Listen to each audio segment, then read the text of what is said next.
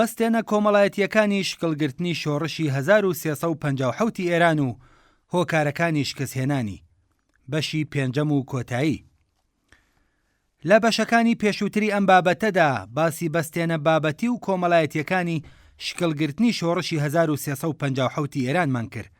هەروەها بارودۆخی سیاسی جیهانی ئەو سەردەمە و دەور و نەخشی زلهێزەکان لە گۆڕانکاری ئەو دەورەیەمان دەستنیشان کرد. پاشان چوینە سەر هەڵسەنگاندنی بارودۆخێک کە بووە هۆی هاتنە سەرکاری ڕژیمی ئیسلامی لە ئێران. لە بەشی پێنجەم و کۆتاییدا باسی ئەوە دەکەین کە چۆن و بەچه هۆکارگەلێک دژە شۆڕشی ئیسلامی بەسەر شۆڕشی ئێراندا زاڵ بوو و لە چ قۆناغێکدا دەتوانین بڵێن شۆڕشی ئێران بە تەواوی تێکشکا. دەوری ڕووناکبیران و ڕێکخراوە سیاسیەکانی دژ بە ڕژیمیشا کە سەریان بۆ ڕژیمی ئیسلامی دانەواند چی بوو؟ فریوکاری خومەینی و شاردنەوەی ئامانجەکانی لە ڕای گشتی کۆمەلگا مەجال و دەرفەتی ئەوەی پێبەخشی کە خۆی بۆ سەرکوتکردنی کۆتایی شۆڕش ئامادە بکات. سازکردنی چەندین بەرنامە و ڕووداوی درۆینە و بێبنەما بە مەبەستی سەرقاڵکردن و وروژاندنی هەستی جەماوەر کە نمونەی هەرە بەرچاویان داگیرکردنی باڵوێزخانەی ئامریکا لە تاران و بە بارمتەگرتنی 444 ڕۆژەی دیپلۆماتەکان و وتنەوەی دروشمی دژە ئامریکایی کە بە مەبەستی ئامادەکردنی کەش و هەواکە بۆ سەرکوتکردنی دڕندانەی تێکۆشەرانی واقعی دژە ئیمپریالیست داڕێژرا بوو. شانۆی پاڵپشتی مستەزعەفان و پشکردن لە ماڵی دنیا، دروستکردنی وەهم سەبارەت بە دابەشکردنی دادوەرانەی سەروەت و سامان لای جەماوەری هەژار، پێشوازیکردن لە شەڕی ئێران و عێراق بە مەبەستی ئامادە ڕاگرتنی کۆمەلگا و هەوڵدانی بەردەوام بۆ هێرشکردنە سەر زانکۆکان و داخستنیان بە بیانووی شۆڕشی فەرهەنگی نمونەگەلێکن لەو خەڵک فریوکاریانەی خومەینی کە بە ئامانجی استراتیژی دامرکاندنی ئاگری شۆڕش بەڕێوە دەبران. بەم شێوەیە خومەینی وەک استراتیژیستێکی دژە شۆڕش دەرفەتی ئەوەی بەدەستهێنا تا بە بەردەوامی گورزی خۆی ئاراستەی شۆڕشی تازە سەر هەڵدراوی ئێران بکات. کۆماری ئیسلامی شۆڕشی ئێرانی لە گشت بوارە کۆمەڵایەتیەکاندا تووشی شکست کرد. لە بزوتنەوەی کرێکارانەوە بگرا تا بزوتنەوەی ژنان و خوێندکاران و بزوتنەوەی کوردستان، واتە گشت ئەو بزوتنەوانەی کە لە ڕووخاندنی ڕژیمی شادا ڕۆڵی سەرەکیان بوو، یەک لە دوای یەک کەوتنە بەر هێرشی بەرنامە بۆ داڕێژرا و درڕندانەی ڕژیمی تازە بەدەسەڵات گەیشتووی ئیسلامی. تەنها لە گۆڕەپانی بزوتنەوەی کوردستاندا بوو کە خۆڕاگری بەردەوامی پێدرا و تا ئێستش هەر درێژەی هەیە. کۆمەلگەی ئێران تا ساڵەکانی سەرەتای دەیەی 60 هەر لە جۆش و خرۆشدا بوو شۆڕش بە شێوەی بربەرەکانی هەمەلایەنە لە دژایەتیکردنی شۆڕشی ئیسلامیدا خۆی دەنووەند.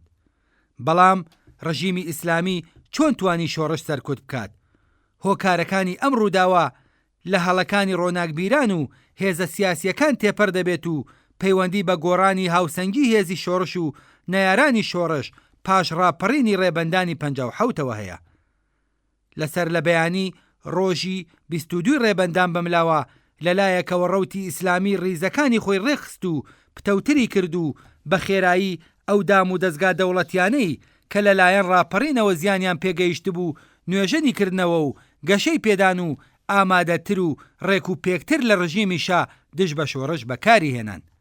لەلایەکی ترەوە پەرەسەندنی شۆڕش لە بواری کۆمەڵایەتیدا بەرەو لاوازبوونەوە دەچوو. حیزب یان بەرەیەکی بەهێزی سۆسیالیستی و جەماوەری لە گۆڕەپانی سیاسی ئێراندا نەبوو.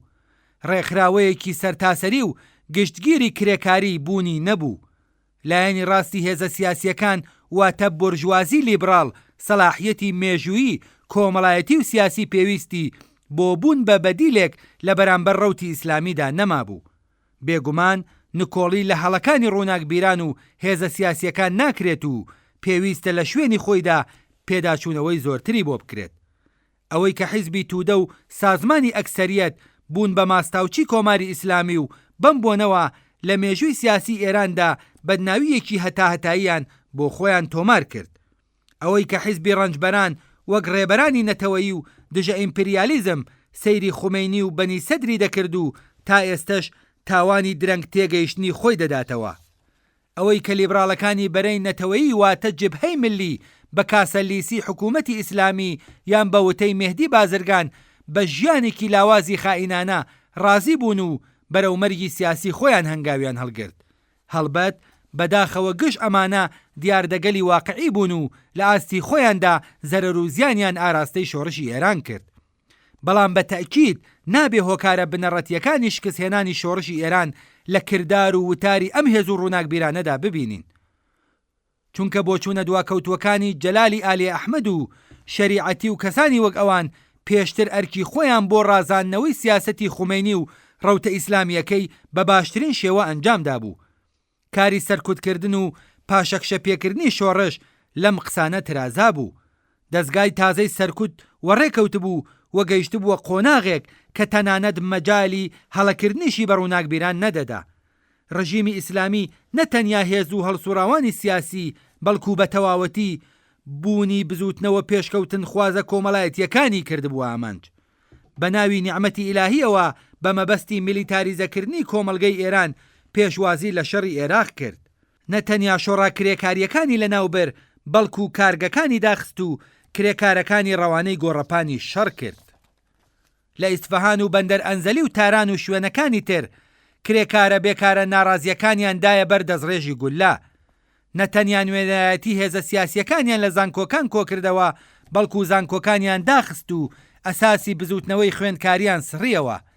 هێرشی سەربازیان کردە سەر کوردستان و تورکەمەن سەحرا و لە ناوچەکانی تر بە هەزاران کەسیان لە شەقامەکان دەست بەسەر و لە زیندانەکاندا ئەشکەنجە و ئیعدام کرد. لەو بارودۆخەدا تەنانەت ئەگەر ئەو هێزە سیاسیە نەیارانەی کە هێرشیان کرابووە سەر لۆژیکی ئەوەیان تێدا بووایە کە پاشەکشەیەکی تێگەیشتوانە ئەنجام بدەن دەیانتوانی ڕێژەی لە ناوچوونی هێزەکانیان کەمتر بکەنەوە. بەڵام بەداخەوە لە توانایی شیکردنەوە و تێگەیشتن لەو گۆڕانکاریەی کە لە ئارادا بوو بێبەهرە بوون. ئەمە لە حاڵێکدا بوو کە شۆڕش ڕێگەی شکستی دەپێوا و لە ژێرگورزی بەردەوامی دژە شۆڕشی ئیسلامیدا دوایین هەناسەکانی دەکێشە. زۆربەی ئەو کەسانەی کە نەیان دەویست باوەڕ بە شکستهێنانی شۆڕش بکەن لەو ڕۆژانەدا بەو پڕی ناومێدیەوە سەریان لەبەر دەکوتا و ئەمڕۆژ وێڕای لۆمەکردنی ڕابردووی خۆیان بە بێئینسافیەوە هەڵەکانیان دەخەنە ئەستۆی گشت کۆمەلگا و توی بێئومێدی سەبارەت بە شۆڕشی داهاتوو لە مێشکی خەڵکدا دەچێنن. کەواتە نابێ ڕووداوگەلی ئەوەندە گەورە و هەمەلایەنە تا ئاستی هەڵەبچووکەکانی ئەم و ئەو دابەزێنین. با وەڵامی ئەم پرسیارە کە بۆچی ئیسلامگەراکان توانیان شکست بە شۆڕشی 1357 بهێنن لەم دێڕەدا کورت بکەینەوە. هۆکارەکەی ئەوە بوو کە توانایی مادی و ڕێخستنی تەواویان بۆ تێکشکاندنی شۆڕش بەدەست هێنا بوو و بەو پەڕی بێڕەحمیەوە بەکاریان هێنا. وانەکانی شۆڕشی 1357 بۆ شۆڕشی ژن، ژیان، ئازادی. یەکەم، نابێت ڕێگە بدرێت شۆڕشی ئێران لە نیوەی ڕێگادا بوەستێت. پێویستە ئەوە فرامۆش نەکەین کە ساڵی 1357 لە هەلومەرجێکدا کە شۆڕا جەماوەریەکان لە ناوەندە جۆرا و جۆرەکان لەوانە لە بەشی پیشەسازی نەوت و لە زۆرێک لە ناوەندە کرێکاری و ئیدارەکان و تەنانەت لە گەڕەکەکاندا لە حاڵی پێکهاتن و شکلگرتندا بوون لە کاتێکدا هێشتا هاوسەنگی هێز لە مەیدانەکانی خەباتدا بە قازانجی ڕەوتی ئیسلامی نەگۆڕدرا بوو. هەوڵەکان بە مەبەستی ڕاگررتنی شۆڕشی ئێران لە نیوەی ڕێگەدا دەستی پێکرد. زلهێزەکانی جیهانی سەرمایەداری لە لووتکەی ڕێکابەریەکانی سەردەمی شەڕی ساردا نیگەرانی ئەوە بوون کە شۆڕشی ئێران بەستێن بۆ نفوذ و کاریگەری یەکێتی سۆڤیەت لە وڵاتەدا خۆش بکات. هەر بۆیە زۆر زوو دەست بەکار بوون لە گوادلۆ بگەیشتنە ڕێکەوتن و داوایان لە ئەرتەش وەک کۆڵەکەی سەرەکی مانەوەی ڕژیمی شا کرد کە بە ڕەوتی ئیسلامیەوە پەیوەست بن و ڕێگە بۆ بەدەسەڵات گەیشتنی بەدیلی ئیسلامی خۆش بکەن. ئەمڕۆکەش دووپاتبوونەوەی هەمان سناریۆ یەکێکە لەو مەترسیانەی کە هەڕەشە لە شۆڕشی ئێران دەکات. ڕێکەوتنی بەشێک لە ئۆپۆزیسیۆنی ڕاستی کۆماری ئیسلامی لەگەڵ بەشێک لە دام و دەستگاکانی دەسەڵات واتە ئەرتەش و سپای پاسداران و هتت دەتوانێت جارێکی دیکە شۆڕشی ئێران بەلاڕێدا ببات و تووشی شکست و ناکامی بکات. سەیری نام بە قەرزدانی ناسیۆنالیستە توندڕەوەکانی ئێران بە سپای پاسداران بکەن. دەڵاڵەکانی ڕێخستنی ئەگەری وەهاگرێ بەستێک ئەم جارەش دەوڵەتەکانی ڕۆژاوە و بە ئەگەرێکی زۆر خودی ئامریکا دەبێت. دووهەم، نابێ ڕێگە بدرێت کە ئەم شۆڕشەی ئێستا ببێتە قوربانی ئامانجە ناڕوونەکانی. لە کۆتامانگەکانی دەسەڵاتی شادا خواست و ئامانجەکانی خەڵک بۆ بەدەستهێنانی ئازادی و گەیشتن بە ژیانێکی باشتر کەوتە ژێر سێبەری دروشمەکانی مەرگ بۆ پاشا و بەختیار نۆکەری بێ اختیار. لەو دروشمانەوە دەردەکەوت کە خەڵک ڕژیمی شایان ناوێت، بەڵام لە هەمان کاتدا وێنایەکی ڕوونیان نەبوو لەوەی کەچی دەبێت جێگەی ئەم دەسەڵاتە بگرێتەوە. نابێ نەک هەر ڕێگە بدرێت دەستپێکی ئەم شۆڕشەی ئێستا کە هەم ئاراستە ئیجابیەکەی واتە ژیان ئازادی ڕوونە و هەم ئاراستە نەرینیەکەی واتە ڕووخاندنی کۆماری ئیسلامی ویستێکی گەشتگیرە کەم ڕەنگ بێتەوە، بەڵکو پێویستە لەوەش بەرەو پێشتر بچێت. پێویستە هەر لە ئێستاوە ڕەژنووسی دەقی دەستوری داهاتووی ئێران بخرێتە بەرباس و ئەدای ئەمڕۆی ئەو حیزبوولایەنە سیاسیانەی کە ئیدعای دەسەڵات دەکەن لەسەر بنەمای ئەو دەستورە هەڵسەنگێندرێت. سێهەم، ئالتەرناتیڤی ڕژیمی ئیسلامی لە چوارچێوەی ئەو نەبەردەی ئێستا لە مەیدانە جۆراوجۆرەکانی خەباتی سیاسی و چینایەتیدا و لە بنەڕەتدا لە ناوخۆی وڵاتدا شکل دەگرێت. ڕەوتی ئیسلامی سیاسی لە ئێراندا تەنها بەهۆی ئیدۆلۆژی ئیسلامی و بوونی خومینیەوە نەبوو کە توانی دەست بەسەر دەسەڵاتدا بگرێت، بەڵکو بەر لەوە و لەوەش گرنگتر بەهۆی پێکهاتەی ڕێکخراوەی نافەرمی مەذهبی شیعەوە بوو کە بەکردەوە لە دەورەی حکوومەتەکانی پێشووتردا بەردەوام وەک دەوڵەتێک لەناو دەوڵەتدا هەڵسوکەوتی کردووە کە توانی دەسەڵات بەدەستەوە بگرێت، جێگە و پێگەیەکی کە ڕەوتەکانی تر لێی بێبەری بوون.